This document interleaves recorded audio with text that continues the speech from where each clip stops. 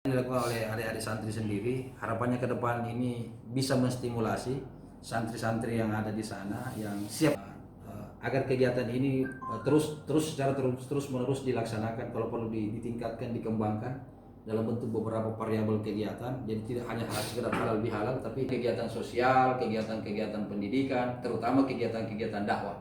Karena ini juga sangat penting dan menjadi kebutuhan spiritual di Kota Makassar ini. Bagaimana pengembangan dakwah itu bisa melebar, ya, dan persepsi dan visi, ya, dalam rangka menyampaikan dakwah itu itu yang paling terpenting buat kita. Kemudian juga selanjutnya yang tidak kalah pentingnya adalah bagaimana melakukan secara terus-menerus inventarisasi, ya, data-data problematika pasar ini, sehingga kita berharap alumni-alumni DDI ini yang menjadi bahagian daripada sebuah pembangunan itu berkontribusi juga dalam rangka menciptakan pembangunan di